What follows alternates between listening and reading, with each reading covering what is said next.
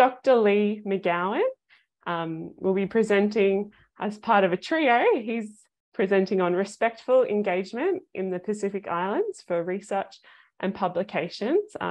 Together, the three of today's presenters are co-authors of the new book, Women's Football in Oceania. They'll discuss how they respectfully engage with collaborators in the Pacific Islands to explore the history and overarching narrative of women's involvement in football. They'll speak to how they were able to build relationships and trust to bring together stories of the game's development, weaving in players' origin stories with day-to-day challenges and social, political, and cultural context. Dr. Lee McGowan is a senior lecturer in creative writing at UniSC. His research primarily explores the intersections of creative writing, sport, and community engagement. Lee has a keen interest in community stories in their telling and their presentation. Thank you, Dr. Lee. Hello, how is everyone doing? First thing is, I want to make sure that people can see the slides. Right, nice one, right? Look, I'm not very technically adept, so the first thing I'll do is apologise for any mistakes. I'll be managing the slides for the team's presentation. The first thing I want to do is acknowledge a country. I'd like to acknowledge the Kabi and Butchula and Wurundjeri peoples as the First Nations owners of the lands where UniSC and Swinburne University, where Casey's at. In Australia, we're both in Australia, and Yoko's in Fiji. I join with USC in recognising their continuing connections to land, water, and community, and pay my respects to the elders, laws, customs, and creation spirits.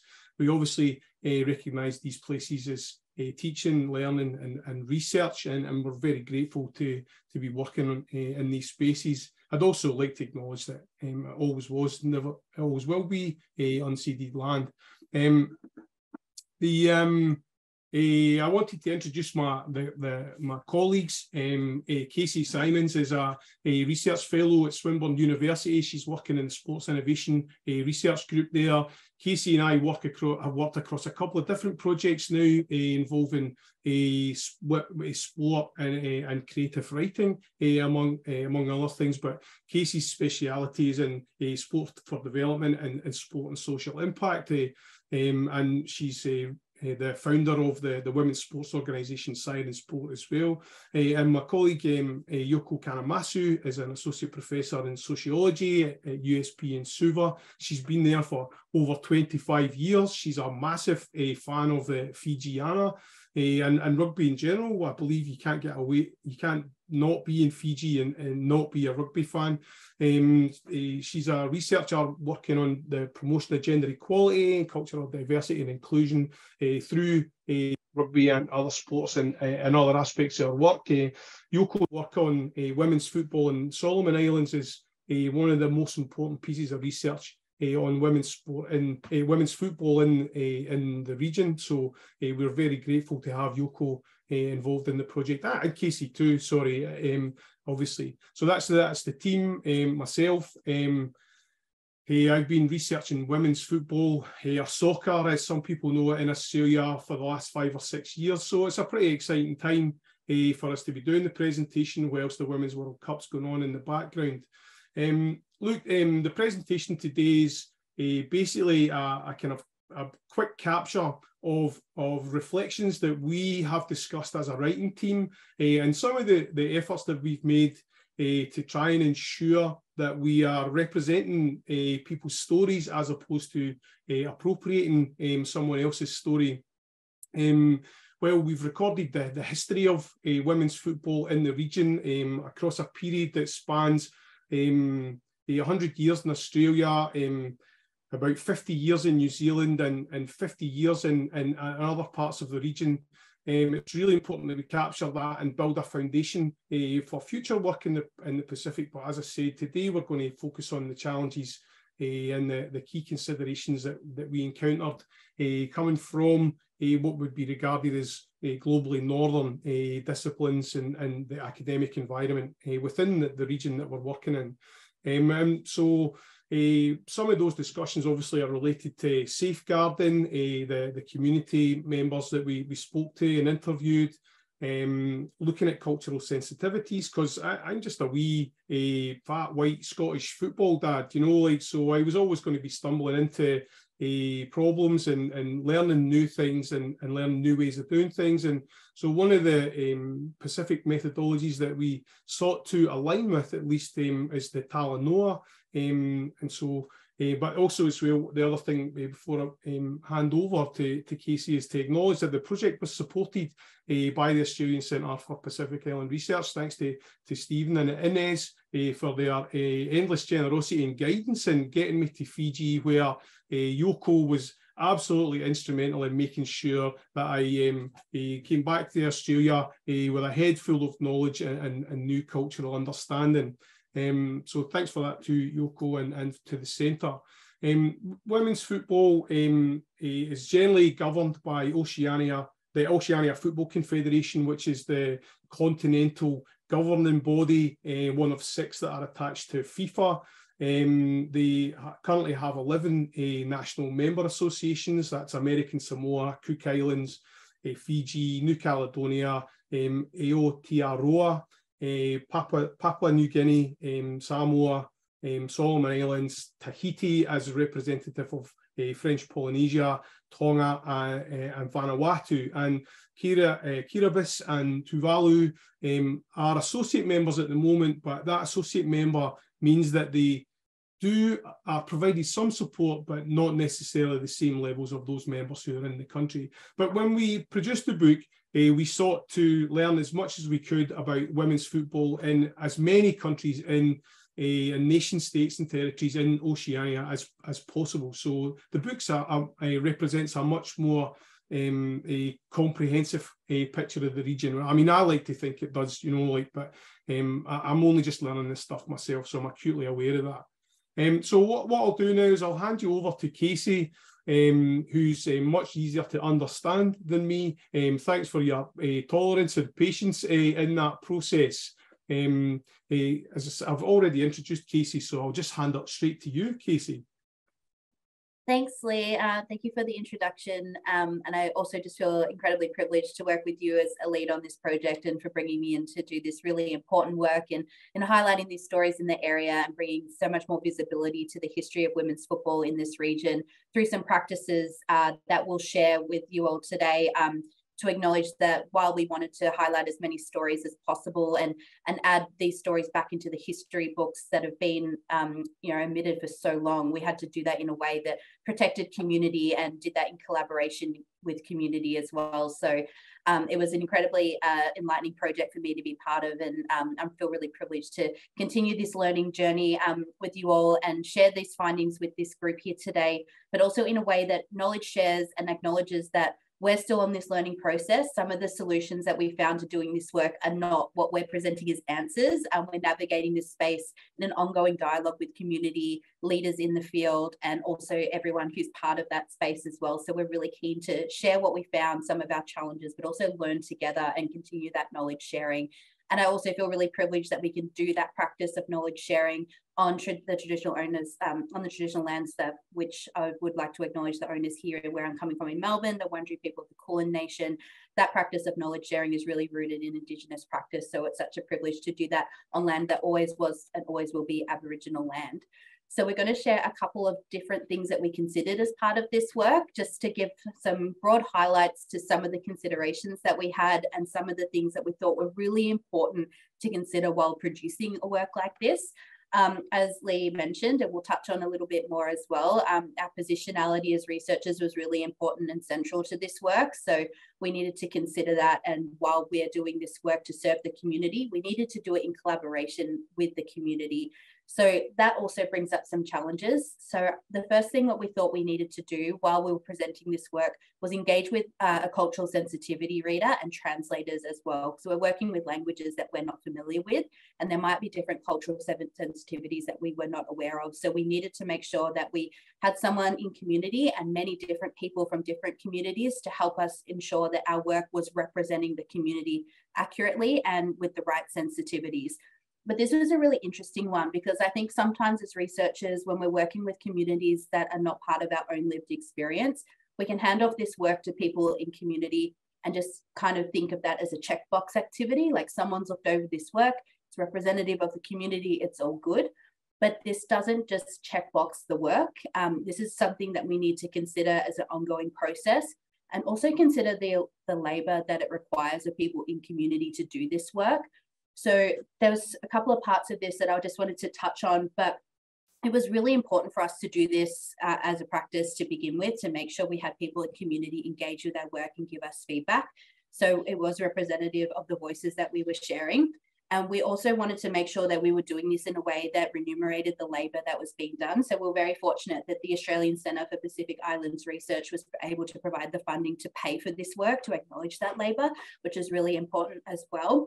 But at the same time, the person that we were engaging with also wasn't able to commit their time to fully reading the whole text.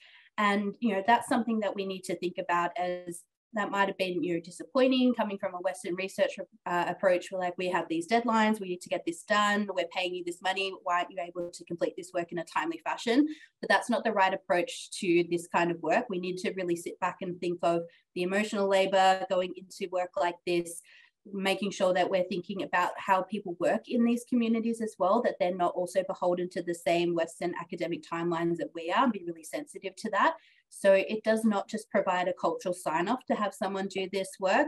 We need to make sure that we reflect on the bigger challenges that this presents.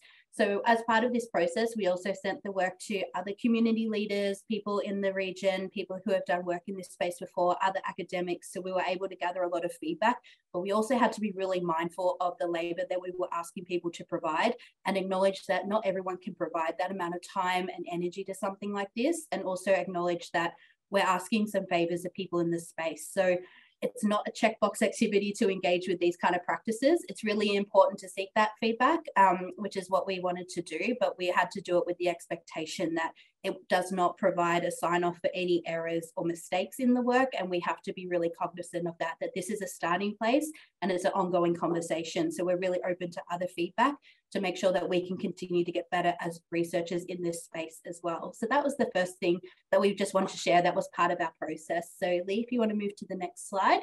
We'll talk about another thing that we wanted to do to continue to foster that collaboration with community and really open up the dialogue for the work that we were doing. So something we thought might be a really good idea was just to gather people who had been in the community before and done different types of work in the region, from different lived experiences and different roles, from academia to industry to global governing bodies.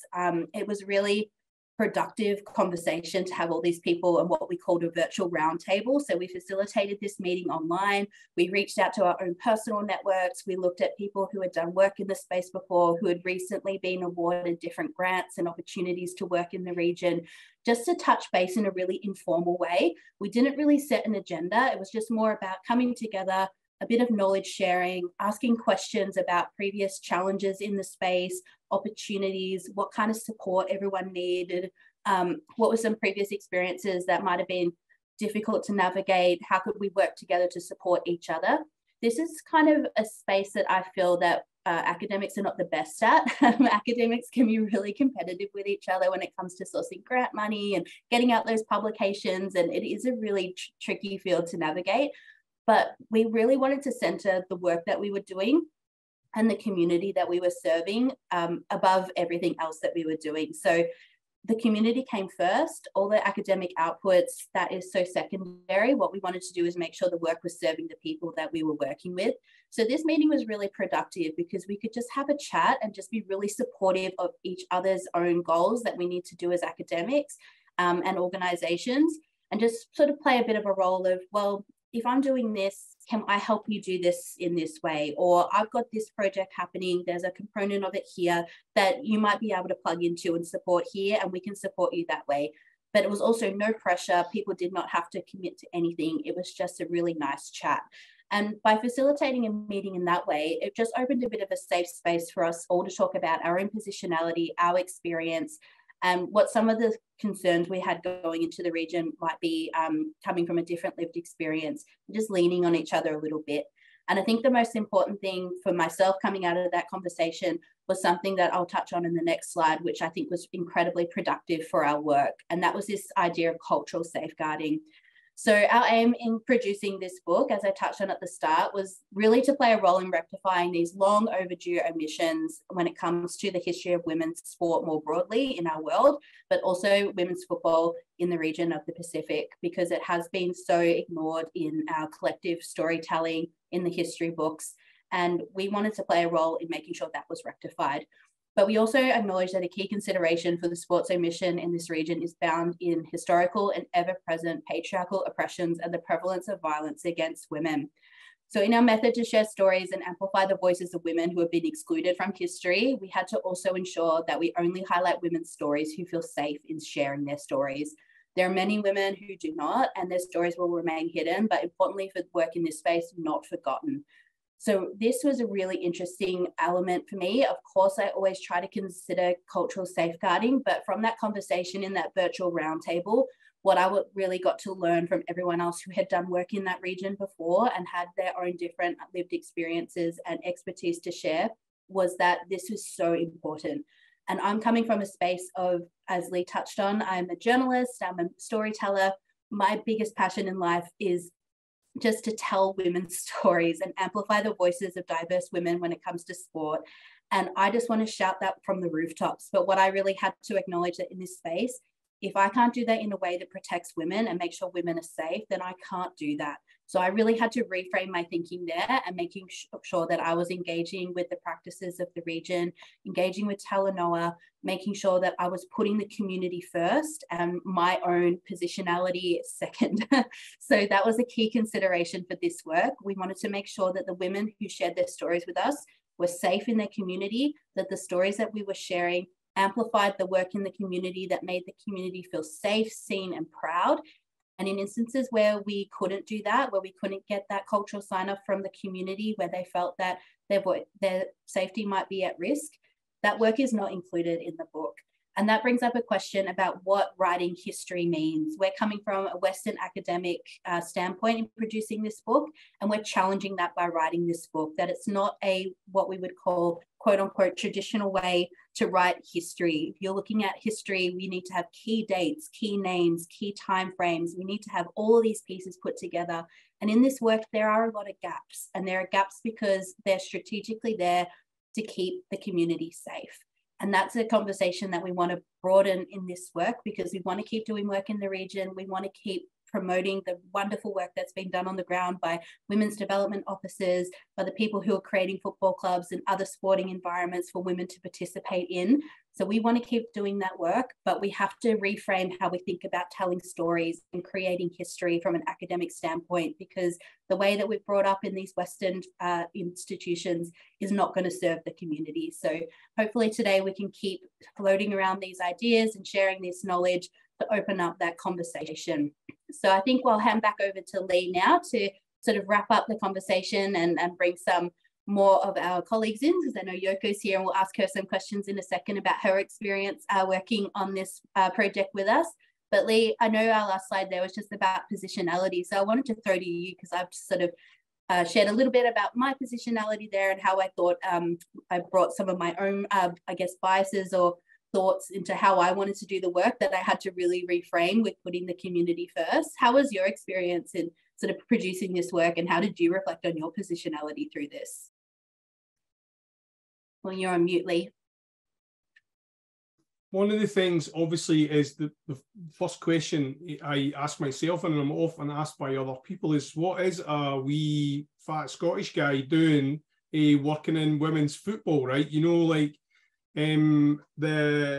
I think it was really important for my girls, and as I started to address their questions, it became really important for me to, when I realised that the world is very different for them than it is for me, as carrying around all this privilege that I'm completely unaware of. And I think that when I started working in women's football, it was really important for me to, and I'm terrible at this, by the way, is to just shut up and listen and help people tell their stories. So I think that one of the reasons why there's so much overlap in our work, and one of the reasons why I think we get on really well, Casey, is because we're looking for the same things. I think, you know, we want to share these hidden stories, or stories that are ignored or neglected, you know, and so we want to do some of that. And I think that as a trained researcher now, I think it's important for me to use that skill set to try and privilege the stories that might not get to the front, you know. So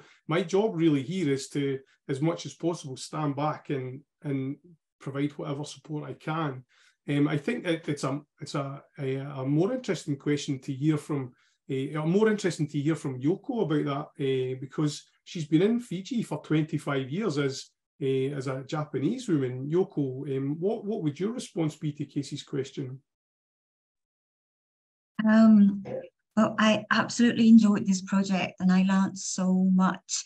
It was when I first joined the team, it looked like such a daunting project. And how do you start to collect information about women's football histories across the region? But what I learned from participating in this project is that collaboration within the team is as important as collaboration with the communities that we are working with.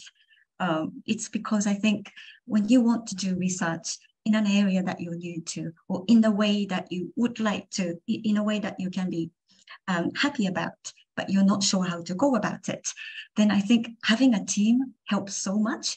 In a lot of my research on sports in the Pacific, I've done it on my own, but this was a true partnership in the sense that we all brought different experiences and skills into and visions and insights into the project.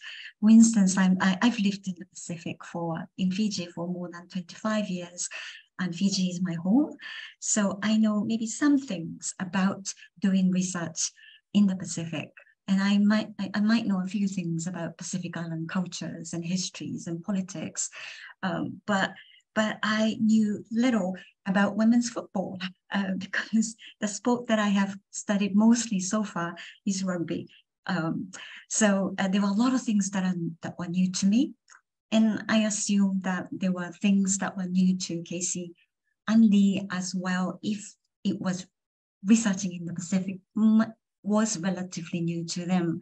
So for me, being able to do this as a team was great, so that we had this pool of ideas and experiences and thoughts and questions too. Are we doing this the right way? And we have each other to bounce our ideas off, and that really helped. And of course, as usual, I was just blown away by the generosity of the women that we worked with. As in most research, the participants get little in return for their generosity. They gift to us with their knowledge, with their visions and insights and experiences. Well before we came into this picture, these women have been playing football for decades. And what we have in the book is the gift that we received from these women, and that was just incredible. So yeah, I guess it's about people coming together. So academics within the team, but also academics and community members, women athletes, football organization representatives. I guess it's really about the critical mass of people coming together, seeing something worthwhile in the project and wanting to do it the right way for each other. So yeah, that was a great experience that I had. Thank you. That's a sensational answer, Yoko. To be honest, that would make a lovely conclusion to this presentation as well. You know, you've tied a lot of threads there that Casey's talked through together beautifully there. And I think that's right, you know, that to be thinking about the book as a gift that we've been given from other people rather than something that we've produced ourselves. I mean, sure, we've put a tremendous amount of effort into its production, but we couldn't have, there's no way that it could have been possible without some of the amazing people that we met and talked to while we were there. I'm just conscious of time now. That it's almost 12:30 now, and so I'm just wondering if Brittany, it's time to take questions from other people if other people have questions. Brittany, I can't hear you, I'm afraid. I was just saying to myself, please do jump in if you have a question for Dr. Lee, Professor Yoko, or Dr. Casey. Thank you so much for that presentation. That was really insightful, and what a fantastic example of, yeah, collaboration between the three of you to have that non-traditional research output as well. All right, I think we have maybe not a question, just a celebration from Natasha. Yeah. Thanks very much, Natasha. That's a very sophisticated emoji you've used there as well. Yes. I haven't seen that one before. Casey's usually the person that introduces me to all the new stuff that's happening in technology, you know. Thank you so much for your presentation. The three of you were so wonderful to listen to, and especially, as you said, Lee, with the Women's World Cup in the background at the moment, and we're all going for Australia tonight.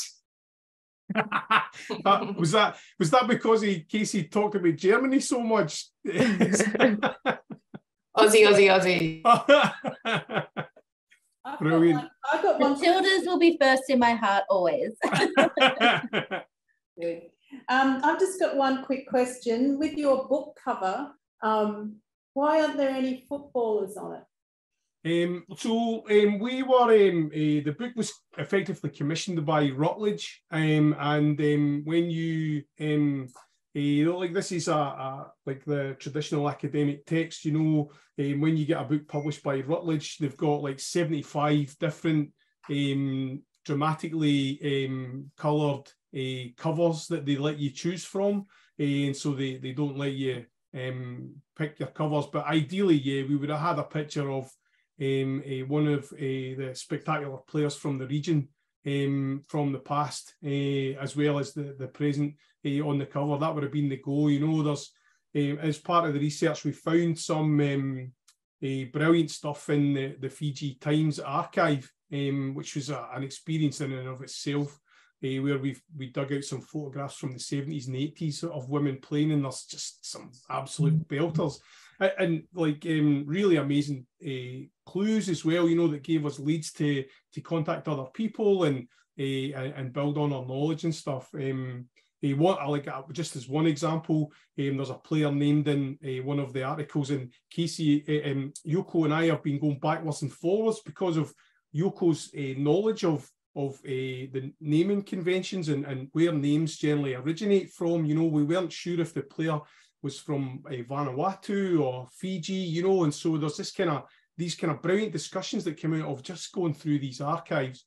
Yeah. I think another really brilliant thing about doing it was meeting with women who are heavily involved in football organisations and learning about just what it's like within the organisation itself, and getting some insight, you know, and that was some of the stuff that we weren't 100% comfortable putting in the text, you know.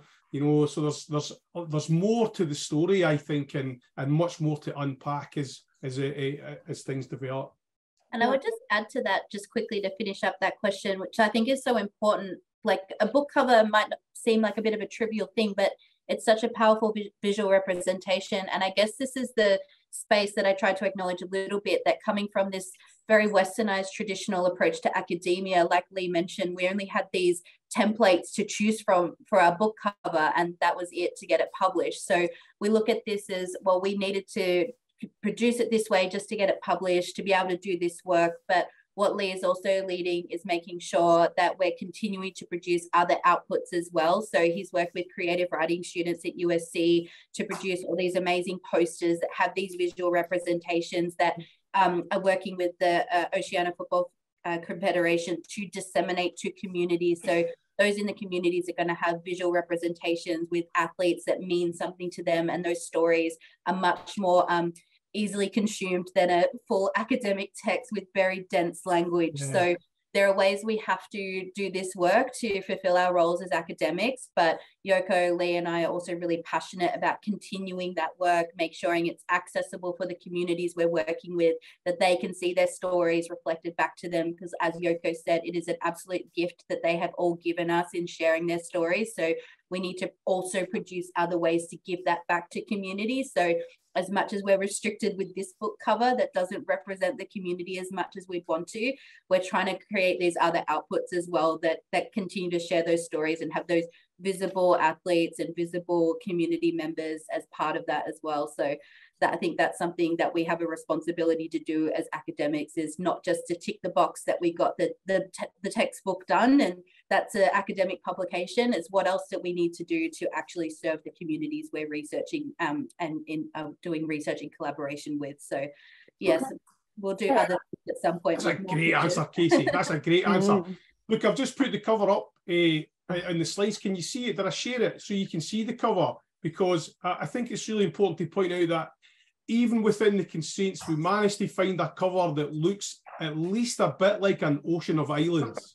Do you know what I mean? Like, you know, like that's as close as we could get to an ocean of islands. So that's why we selected that cover. So even within the constraints, we tried to find ways around being more representative of the text. But you guys have got another book coming out, haven't you? No, that's just me and another team. I mean, clearly the team's not as talented as the team that we're looking at here. You know, it's about beach soccer, but it does feature a large section about the strengths of the game, beach soccer in Solomon Islands and in Tahiti as well, where within the region we've got two powerhouses of the sport. Which I think is a remarkable story, but that's a story for a different day. I think with the Women's World Cup being on, it's much more important that we focus on the women's game today. Can I just say one little word? I just want to thank the three speakers and great presentation. I think reflecting on what the purpose of this seminar is, which is about sharing the practice of how we approach Pacific engagement. It's so easy to do poor quality research or research that has fundamental flaws in it when we approach the Pacific. We have short timelines, we have a need to publish papers, we have milestone reports and so forth. And as a consequence, the pressure to take shortcuts is always there. And I think the message I've heard is that it's how you approach the research, how you approach the partnerships, and the time that you take to go along that partnership journey is the criticality or the critical element of doing quality research in the Pacific. It's not a race, it's a journey. And you can spend your entire life working in Pacific research and still only unwrap part of the best practice in doing so. But there is a critical element here about sharing amongst the team and within the centre and in partners that we have in the centre about learnings that we pick up in terms of improving our overall quality of Pacific research. So thank you for the presentation. Yeah, well done. Congratulations. It's amazing work. Thank you for letting us discuss the book and for inviting myself and Casey and Yoko to come and do the presentation. Like, we're really grateful for the opportunity and the centre support, but that's bang on, Stephen. That's exactly what we took away from the experience as well. So I learned so much. Like in the 2 weeks that I spent with Yoko in Fiji, I learned so much about the Pacific. It was just incredible, you know. And then whilst at the same time I'm learning about women's sport in Fiji and from Casey, just at a general level as well. It's just been a fantastic piece of work. So thank you both, and thanks to the centre. So sorry, so is the book accessible it would be translated to in-country language, or? I wouldn't think so, unfortunately, you know, but as Casey alluded to, this is a stock standard academic publication in the end. You know, it's a piece of academic research that reflects work that's been done. But one of the things that, and this arose in a discussion that Yoko and I actually had in a stadium during one of the games in Suva, was like, how do we give this, like, how do we share this with the people who won't be reading academic texts, who are not interested in reading about the methodological approach, you know, who just want to know the history and stuff. And so that the internship project that we've actually just scored collectively between 7 or 8 of us, just scored a publication about the internship project that we run that's facilitated through ACPIR as a step towards that. You know, we offered OFC a proof of concept now, and now we're working on another project where we're going to help them with other stuff, but it's really all working towards that.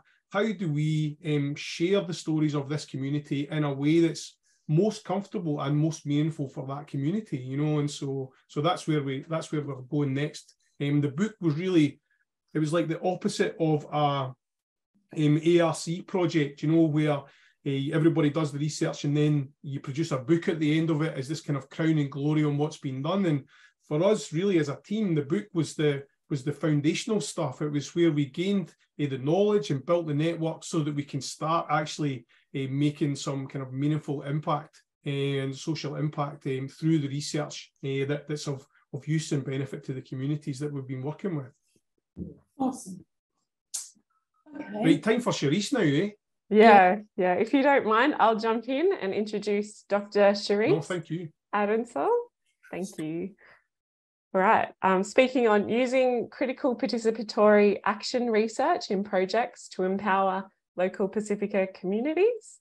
Dr. Charisse is a researcher with ACPIR and a strategic mentor with the NGO Regenerative Vanoa. Her research focuses on regenerative agritourism and sustainable and regenerative tourism policy and planning to support well-being and meaningful engagement of Indigenous people in tourism in the Pacific Island countries. Charisse will share how she uses an iterative and interdisciplinary approach to research, which builds on local knowledge and understanding of existing situations within target communities. Her approach supports community decisions about livelihoods and development and includes taking the needs of women and other genders and vulnerable groups into account, leading to informed, more sustainable and just outcomes. I will begin the video to share Charisse's presentation. Hello everyone, my name is Dr. Charisse Adensel. I'm presenting today from Vanuatu. So I have pre-recorded the presentation just because the internet's been a little unreliable at the moment. We've had some interesting weather. So I just wanted to make sure it didn't cut out while I was presenting, but I will be actually participating in the masterclass and I'll be around for questions as long as the internet behaves itself. So as you can see today, I'm presenting on critical reaction research methods in projects to empower local Pacifica. And I'm specifically focusing on ACR projects. I'll be presenting 4 of them today. As you can see, I wear many hats. All of them, though, have a similar role in focusing on research and capacity building that supports the livelihoods and self-determination of Indigenous peoples in the Pacific Islands. So the research I'm presenting on today has been funded and supported by many, many, many partners. So we've got the Australian Centre for Pacific Islands Research, the Australian Centre for International Agricultural Research, University of Sunshine Coast, Southern Cross University, University of Queensland, University of Adelaide, Griffith University, European Development Fund, SPC, the Vanuatu government and the Fiji government, the Global Agritourism Network, Global Sustainability, whole presentation, so I'll keep going. So before I commence, I just want to take a moment to acknowledge and pay respect to the Indigenous peoples of the large ocean states of the Pacific and their continuing connection to the Pacific Ocean, their lands, their cultures and their communities. I also recognise their continuing struggle brought about from the impacts of climate change and pay respects to those that have lost access to their Vanua due to sea level rise and or land alienation. So today I'm presenting on 4 ACR case studies in Fiji and Vanuatu. So you see here we've got the Pacific Agribusiness Research for Development Initiative, Party 2, the development of a third-party verified voluntary sustainable certification program, which was an SRA, and enhancing value-added products and environmental benefits from agroforestry systems in the Pacific, and increasing the productivity and market options of smallholder beef cattle farmers in Vanuatu. So ACR in particular works throughout the Indo-Pacific region to improve food security and reduce poverty among smallholder farmers and rural communities. In doing so, ACR contributes to their mission of improving livelihoods and making production systems more sustainable. So when we talk about smallholders, the decreasing income experienced by smallholders globally is a direct consequence of the commercialisation and industrialisation of agriculture, and the expansion of large-scale agribusinesses make it impossible for smallholder farmers to compete in the global market. Smallholder farmers continue to make up the largest proportion of disadvantaged populations and typically experience high rates of stress, depression, and suicide. Agroecology emerged as a framework that integrates science, practices and principles, and a social movement. And the movement strongly opposes corporate-driven agriculture that destroys social relations in nature. So when we talk about the frameworks that were used in this research, it's guided by two in particular, taking into consideration the action that's required in response to the marginalisation experienced by smallholder farmers. Critical participatory action research is an effective tool to address the injustices that they face, particularly female smallholders.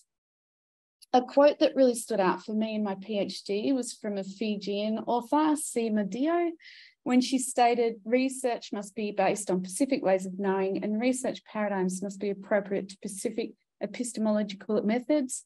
This holistic, value-rich and action-orientated education is essential to generate the positive societal transformation that is needed for the Pacific Island countries to manage their resources prudently and to develop sustainably. UniSC Nabubu Baba applied this to her research in her own community and developed the Pacific Vanua Research Framework, which is a step-by-step process for engaging critical participatory action research with communities in Fiji. The CPR process was applied to the ACR projects presented today, and it was influenced by these pioneering authors, as well as the agroecology and sustainable rural livelihoods framework, which is an outcome from my own PhD research, which sought to address the gaps that were found in the sustainable livelihoods analysis framework when applied to communities in the Pacific.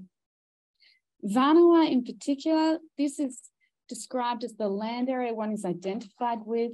It encompasses the people, their traditions and customs, beliefs and values, and the various other institutions established for the sake of achieving harmony, solidarity, and prosperity within a particular social context.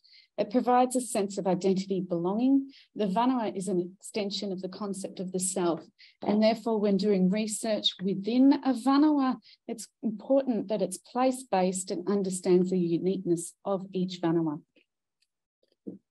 So critical participatory action research methods encourage participants to be active agents of change rather than people that need emancipating. The decision to use CPR in these ACR case studies is based on its ethical foundations of inclusiveness and strong ideological underpinnings towards capacity building with a focus on empowering participants. This style of research is outcome orientated and seeks action and change if required, in addition to contributing to knowledge. Seeking action and change, if required, is an important consideration, as it's vital not to assume that participants want to change their circumstances or need assistance to do so. So as part of CPAR, it's really important to state your positionality. Positionality seeks to convey where I'm coming from, and it's made up of various intersecting social identities. These identities combined and their intersections shape how I understand and engage with my Australian and Pacific colleagues and participants. As an Australian-born white coloniser settler descendant of Irish and English immigrants, I find myself in a challenging and often confronting position throughout CPAR cycles in the Pacific. With awareness of the various systems that perpetuate inequality, I acknowledge the need to confront my privilege and to consider how I might take responsibility for naming and decoding our shared history. Further, as a white structurally and institutionally privileged person, I critically reflect on how I've benefited from these histories. I see my role in the CPAR as mindfully listening to and taking the lead from my Indigenous colleagues. This is not a one-time written declaration. It is an admission that I will always be required to be on this journey of self-critical awareness to ensure I'm aware of my privilege when working with my Indigenous Pacific colleagues. I also acknowledge I'm not just accountable to the funding bodies or academic institutions that I work for, my Pacific colleagues and communities. As a critical researcher, I recognise the expansive and transformative potential of learning and believe this exchange of learning has been really reciprocal. I'm emotionally connected to family, friends and colleagues in the Pacific, and I've planted my roots in Vanuatu soil with my Indigenous Vanuatu fiancé. Yet I know that I will always have one foot planted in my white settler history, and I acknowledge how this shapes who I am. So the first two case studies I'm presenting on today are the Pacific Agribusiness Research for Development Initiative, Party 2, and the development of a third-party verified voluntary sustainable certification program. The two projects achieved significant outcomes from the CPAR cycles, particularly in changes to government policies and strategies, increased funding for smallholders to diversify, capacity building and global recognition and awards. So the CPAR in these projects sought to respond to a review of the research to agritourism in the Pacific that showed policy and strategies to date had little support for rural smallholders to develop agritourism experiences and diversify rural areas. After a review of the approach to agritourism in the Pacific, it was found that the approach was more focused on seeing smallholders as farmers who supply larger resorts and hotels, rather than farmers who can provide tourists with an agritourism experience in their communities. The review suggested a significant gap in government policy and strategies to support agritourism experiences on farms. Our research reviewed the entry of agritourism into the Pacific with multiple publications produced detailing the agritourism pathway from 2016. The first ever Pacific Community Agritourism Week was at the Sofitel in Fiji. It was attended by farmers, chefs and resort managers, government such as Vanuatu, Fiji and Samoa, with momentum resulting in the formation of stakeholder groups, MOUs between the government departments responsible for tourism and agriculture, and the development of agritourism forums and policy in the region. However, reviews of policy implementation in the Pacific showed very little advancements on meeting these objectives, and we also found this approach does not align with how agritourism is described in the literature. In response to this, we developed the Agroecological Tourism Framework. This was based on the Agroecology and Sustainable Rural Livelihoods Framework, which I mentioned earlier. And the definition for agroecological tourism was an ecologically and socially inclusive model of agritourism based on the principles of sustainable tourism and agroecology. Critical action research was at the core of this, and it was about diversification to improve the livelihoods of rural people. The aim of agroecology as a social movement is to transform agriculture to build locally relevant food systems and strengthen economic viability. This involves supporting diverse forms of smallholder food production and family farming, farmers and rural communities, food sovereignty, local knowledge and social justice, local identity and culture, and Indigenous rights for seeds and breeds. These political implications in applying it to agritourism, and that it seeks to challenge and transform power in society to move beyond corporate control of the food systems, making smallholder farming more viable. So we moved on from there recently in the face of the significant increasing impacts from climate change. I'm sure we've all been watching the news, and to be honest, it's been quite confronting recently what's going on, particularly in the Northern Hemisphere. We see now that in the face of increasing impacts from climate change, community strength to adapt lies in their whanau and land sovereignty, and their capacity for acting collectively with local institutions, both formal and informal, playing a pivotal role in reducing vulnerability to climate change. As I said earlier, there's no universal model, no specific instruction for implementation, no guaranteed methodological process that can be applied in every context, in every community or in every whanau. There must be constant collaboration, invention, review, and adaptation in order to develop frameworks that respond to the unique culture and ecology of the place. Throughout the Pacific, the Vanua shapes the regenerative agritourism framework. From this regenerative Vanua, the not-for-profit was developed in 2021 and formally registered in Vanuatu. Regenerative Vanua's mission is to build climate-smart, resilient regenerative communities to support the decolonisation and regeneration of Vanua. The vision is to restore pride in Indigenous food culture through regenerative agritourism and food tourism, regenerative farming and food systems, and regenerative landscapes. So Regenerative Vanua, through CPR, developed the Regenerative Agritourism Framework, which is a build-on from the agroecology framework, and its particular focus on protecting and supporting Indigenous land management systems, climate mitigation and adaptation, land sovereignty and self-determination, decolonisation of the land and food systems, and supporting rural Indigenous livelihoods and wellbeing in the Pacific. So the Regenerative Agritourism Framework has been designed, described, and developed by Indigenous voices in the Pacific and facilitates the decolonisation and regeneration of Vanua. It encompasses the principles of regenerative agriculture and practice and agroecology as a social movement with political implications. Within the agricultural domain, comparisons have been made between regenerative agriculture and agroecology. However, it's less comparable when regenerative agriculture is proclaimed by larger corporates based on corporate sustainable approaches. We're also finding this with regenerative tourism, with major corporations claiming to be regenerative. Within recent regenerative development discourse, specifically regenerative tourism literature, there's been an increased reference to colonial praxis, methodology, and projects. In an attempt to market destinations to global consumers, tourism has impacted the accessibility of Indigenous populations have to their land, waters, food, and culture, either directly blocking off access or overdeveloping leased land, or indirectly by pricing out of areas. When the Regenerative Agritourism Framework uses the term decolonise or decolonisation, it's doing so within the context of the repatriation of Indigenous land and life. And it is used as an active verb, not a metaphor. Regenerative agritourism is a tool for decolonisation in ways that traditional tourism cannot be.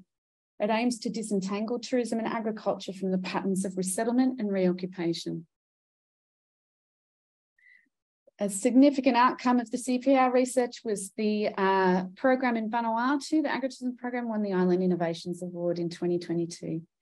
Supported by ACPIR, Regenerative Vanua, and the Australian Centre for Pacific Islands Research and the EDF 11 project, the Vanuatu government won this award for piloting the agritourism program. The agritourism program was developed in a way to support diversification and protect businesses in Indigenous Vanuatu from the volatility and unpredictability of the tourism industry, which became significantly apparent during the border closures.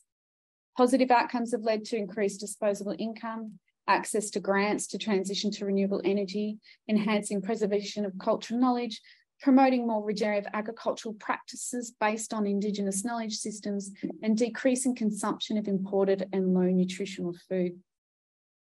In Fiji, we had some fantastic outcomes, particularly in the development of new agritourism experiences. One that crossed over many of our ACR projects is Bulla Coffee. And in 2022, Bulla Coffee made headlines with the officially launching its first crop to cup coffee tour, where visitors experience firsthand how coffee is processed and learn about the company's engagement with smallholder farmers, where they source their wild coffee from. And some of those farmers are the women of the Nandramai Women's Club, who officially opened the tour for Bulla Coffee. And this links to our next ACR project. So enhancing value-added products and environmental benefits from agroforestry in the Pacific. This and another project in Vanuatu that I'll be presenting on show an intersectional approach and how that can facilitate women to freely pursue their economic, social and cultural development within the existing patriarchal colonial structure, ultimately challenging and subverting it. The work done to shape training around custom, the engagement with research methodologies such as Storian and Talanoa, and the community-based practices of collaboration demonstrates how the material generated through these projects can offer new insights into both gender disparity and multiple ontologies, and the way in which this speaks to an intersectional approach. The case studies highlight the impact of considering an intersectional feminist lens, as inequalities are seldom the result of a single factor, but rather the outcome of intersections of different social locations, power relations, and experiences. You can read about this in more detail in our publication, which is listed below, Applying an Intersectional Lens, where we go into this in a lot more detail, and you hear the women's voices throughout this article. This article was also written all by women, and half of them were Indigenous authors, so it's quite an exciting project. So the women in Nadramai community were harvesting wild coffee for Bulla Coffee, and this paid women, Bulla Coffee paid women directly for the work. This was of considerable benefit to the women, as this informal employment provided lucrative returns for their labour. However, the wild coffee was of poor quality and the harvesting was unproductive due to the lack of pruning and maintenance. The project team responded by putting forward the suggestion to plant formalised coffee agroforestry systems, utilising improved coffee genetics that could raise income for women while having environmental benefits for the catchment. However, Talanoa sessions with key women in the community showed that improving the coffee would require a lease, as the coffee would no longer be a wild resource. Therefore, it would exclude the women from actually having access. The project team responded to this and worked with the Nadramai Women's Club to develop ideas for greater engagement for catchment reforestation that wouldn't actually ostracise them. While considering the constraints of time, availability, and land tenure, the project team found a significant shortage of good quality seedlings to plant out agroforestry systems within the project. As such, the project team proposed the establishment of a native tree seedling nursery situated within the Nadramai village on community title that could be managed by the women. Developing a women's run nursery on community title addressed land tenure constraints for women to be engaged in reforestation, as planting trees is seen as a provocative statement of land ownership.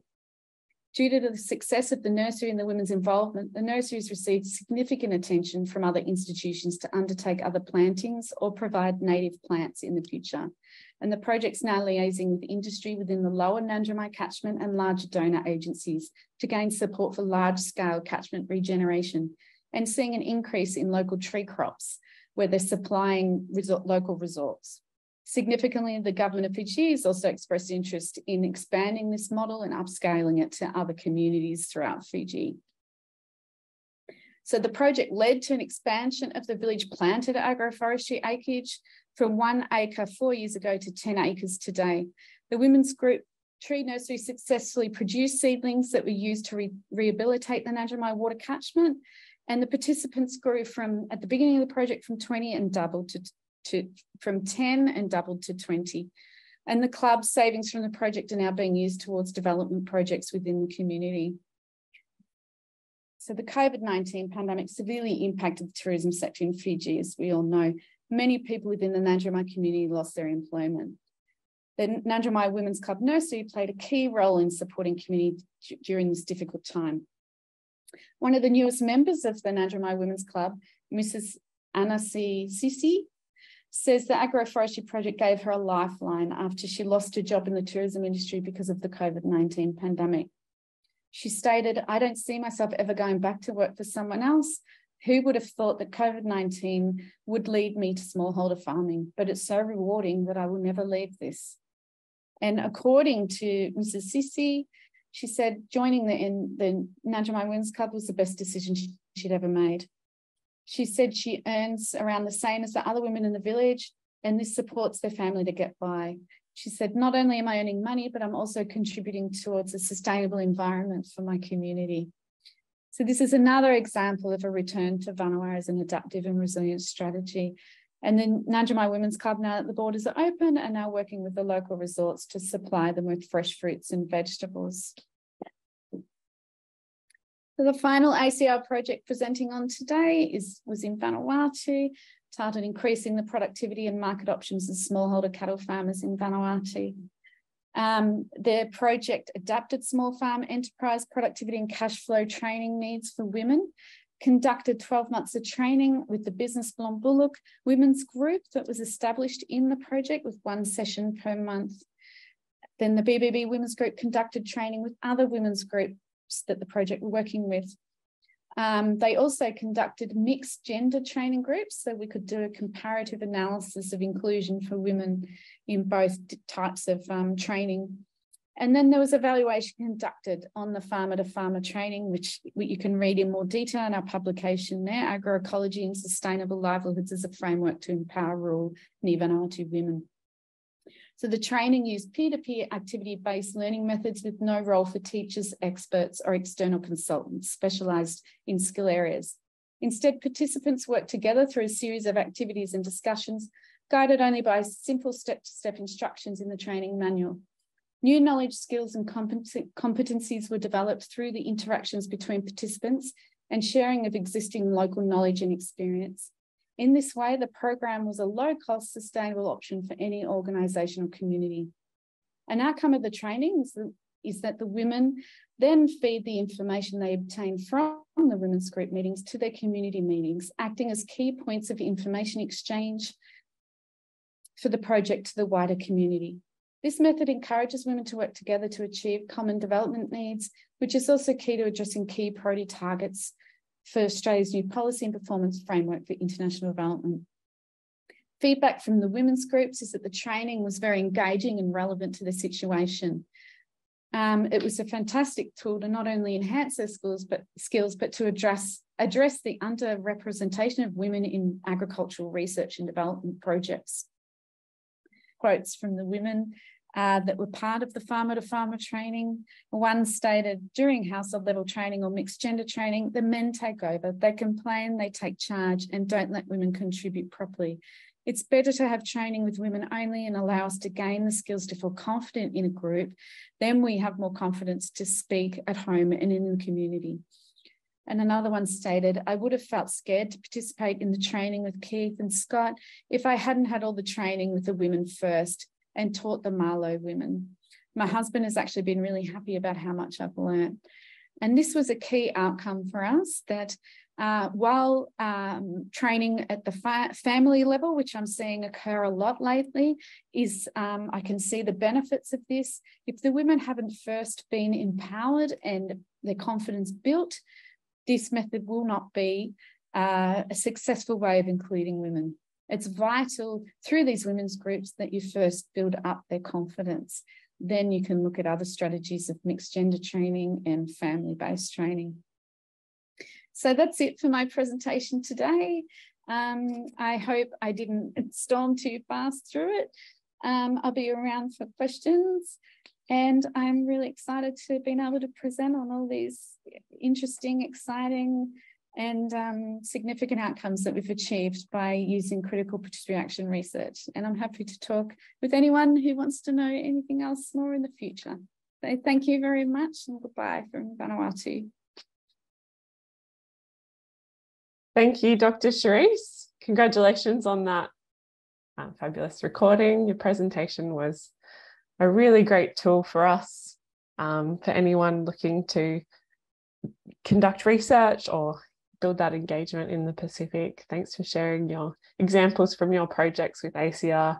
And yeah, the Australian Centre for Pacific Islands Research is just delighted to have you as one of our core researchers with this important work that you're doing. Thank you. Let's Thanks. open. Is the internet okay at the moment? Yeah. Yeah.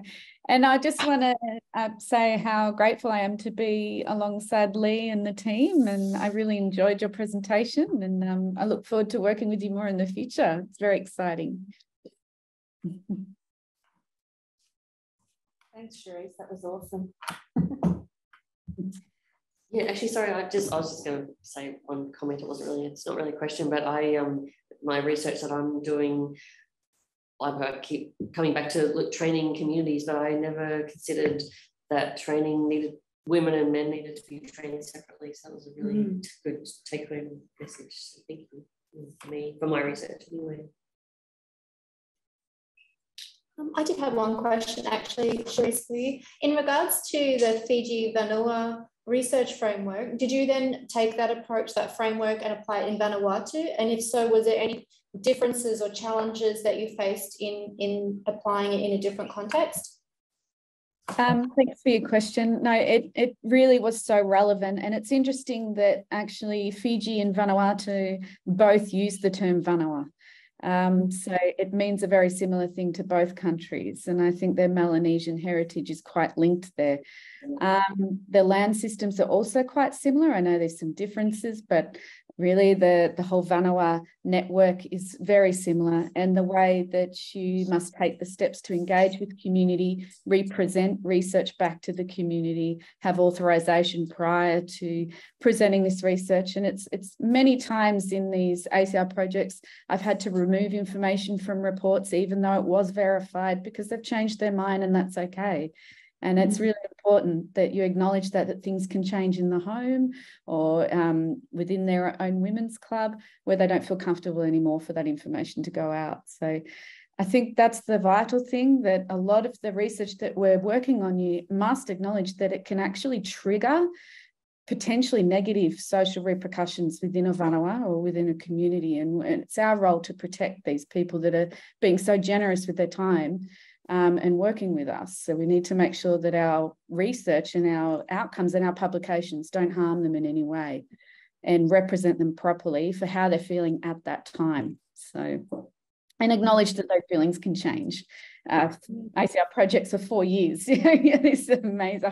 I think of what I was like 4 years ago, and I know I've changed a lot in that time and the way that I think about things. So yeah, but no, it's a really amazing framework. She's done a fantastic job. And I think it's because she did develop it within her own Vanua, and I think that's why it's been so effective. Thank you. Well, lots of things, haven't we?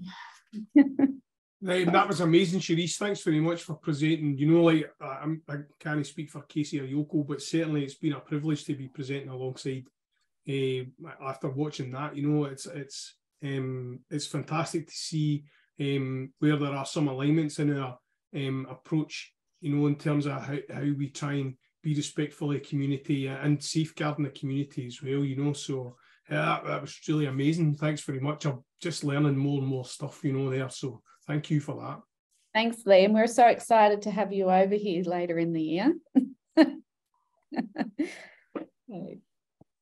I'm excited myself, to be honest. Casey's put something up as well. She thought the presentation was quite good as well. I don't know if you can see the comments there. Do you see that? Yeah. No, thank you, Casey. Sorry, Sharice, can I just ask, like just in regards to communities possibly changing their mind, would it be best if you're, rather than you're kind of presenting, like if you've interviewed a particular community, do you think it's best to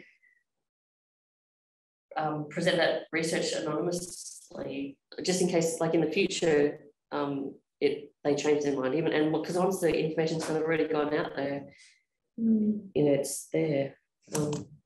I'm just thinking, because I, interviewed 5 communities, and I'm just wondering whether to mention the names of the communities or if it's better just to present it. The tricky thing is that, because in publications I won't mention names, but it's difficult not to mention where you worked. And the Pacific is small and everyone knows everyone. And I think even though if you don't mention actual people's names, you could figure it out. If you live here, you could figure it out. So I think it's just really important to tread so carefully when we're doing research here. And I mean, qualitative is very different to quant. They have a whole different set of rules. And I think when you're in the qualitative space, you need to take even more care because I feel like we are going deeper. And uncovering things at more depth, and potentially that can open things up that weren't public before. Definitely, I've found around income.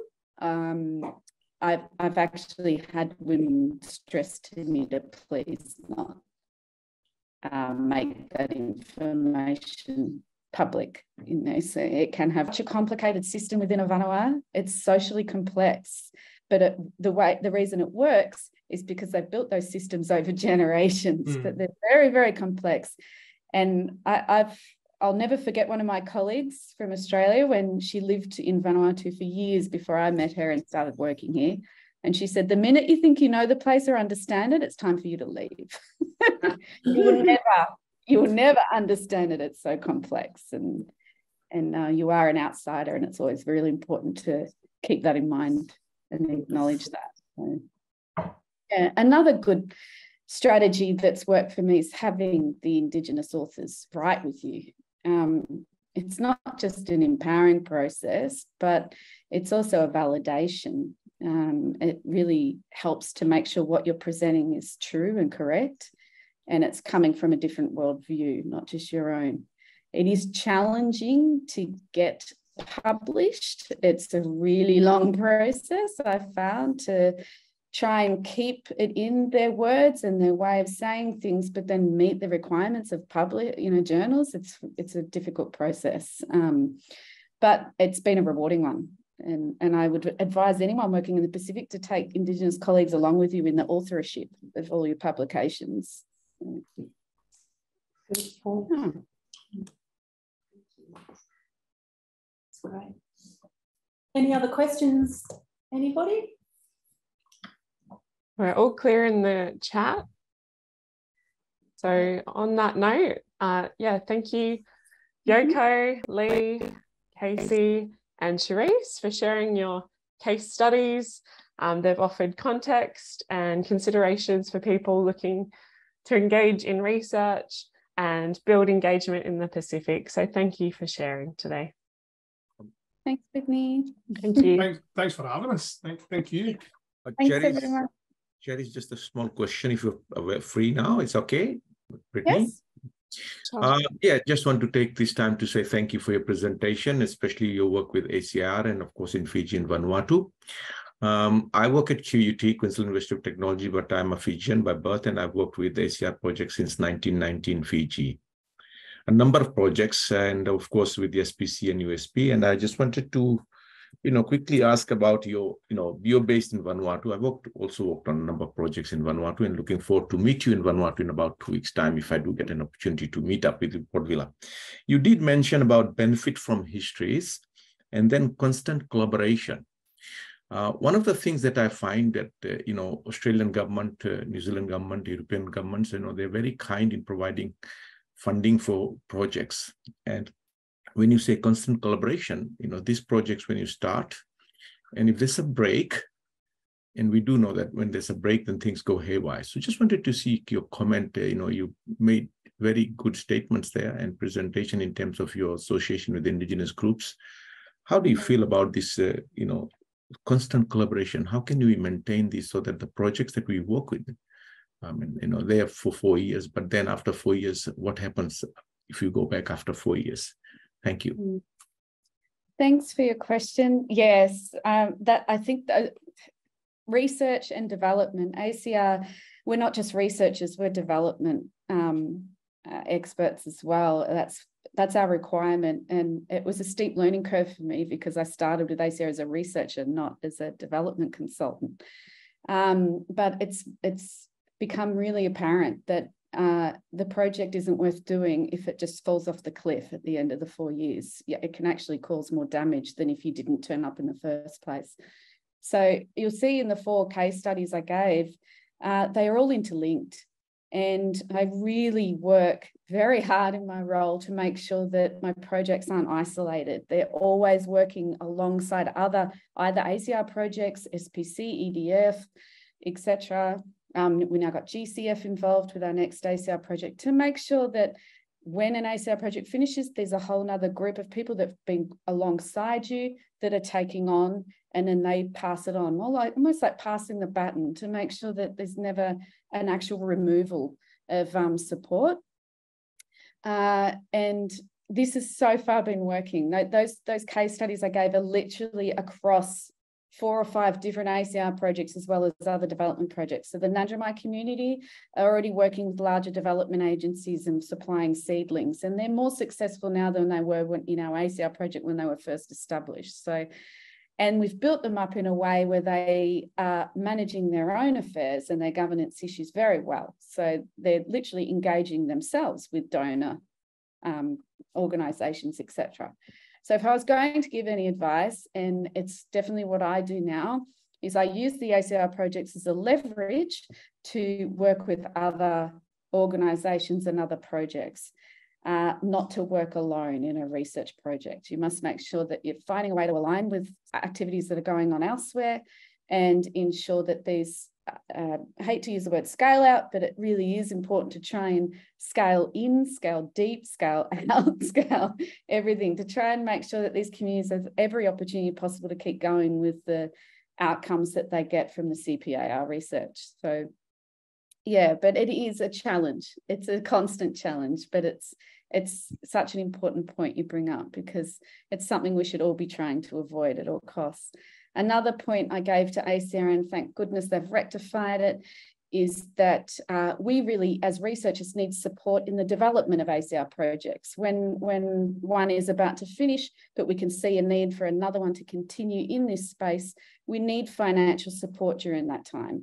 We can't be left dry to try and develop a whole nother project with no resources, no finance to be able to get back to the community, no money to engage with these communities to develop the project.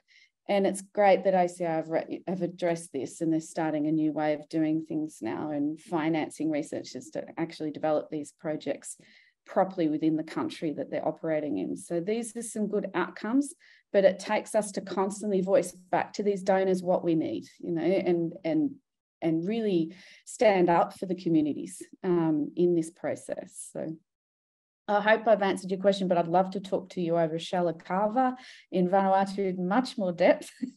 So if you're coming this way, yeah, get in contact with me. That'd be great.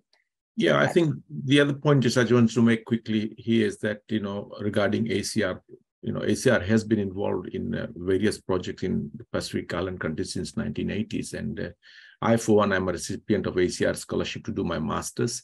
And thereafter, I actually did a number of projects. But at the same time, I think now that we come to this stage, we also need to acknowledge and thank and recognize that the investment by ACPIR has been substantial. It has been in many projects, and many people have taken, you know, not advantage, but it has led to a lot of development and good outcomes and outputs as well. So I think in this way, when I did ask regarding constant collaboration, yeah, I mean, we do know that, you know, it's not easy to have, you know, one is research and development, or research project and development, and then it's extension processes. This is where I find that, you know, the R&D projects are good, but when it comes to extension within a country, that's where resources at times become lacking due to disasters and other things. So that's all I wanted to say. But again, I do look forward to certainly having a kava in Port Vila around 7-8. Yes. Yes, that'd be great. And look, and I would, you know, there is an issue too where we don't have the resources to have ACPIR offices everywhere throughout the Pacific. I would love to see an actual set up in Vanuatu where all the ACPIR projects could come together and collaborate, as well as other donor projects. I won't stop pushing for that. I think we do need that kind of space in every country within the Pacific, some kind of one-stop research shop where everyone can come and present their projects and how they can all work together. So we're not so we're pulling our resources to get better outcomes, but we're also not replicating what's already been done. So I think this is where we need to do some work, and I'd love to see that happen throughout the Pacific, especially in countries like Vanuatu that are lacking those kind of facilities. So yeah, look forward to catching up with you. I think we're going to have a very long chat. Yeah, thank you. And I really agree with you about one-stop shop. And I think it's not only that. I think when you look at Australian government's involvement in Pacific Island countries, you know, while health and education has been there, but agriculture is so important. And I think your comment regarding having, you know, ACPIR, I mean, they have embassies and all that. I think that is a very, very valid point. And I think it's add value, because again, we see now a lot of Pacific Island people coming into Australia and New Zealand doing, you know, fruit picking work and all that stuff. So I think it is the onus on people like yourselves and ourselves to see how we can move this idea to see that, you know, it's not only giving a short-term, you know, benefit, but I think in the long term, I think we should look at the long term, how Australian government can place, because I think it is important that we see that the continuity of these things are in place. Otherwise, we'll see a lot more people coming over here and not going back to their countries. Thank you very much. Thank you. Great point. Yeah, definitely. Awesome. With no more questions, thanks for joining us today for the Australian Centre for Pacific Islands Research Masterclass. If you'd like to catch a recording or share on with a colleague, this session will be recorded and shared on our YouTube channel. Right, that's youtube.com/ACPIR, ACPIR. Thank you. Thank you. Thanks, everyone. Thanks. Bye. Thank you. Thanks, Therese.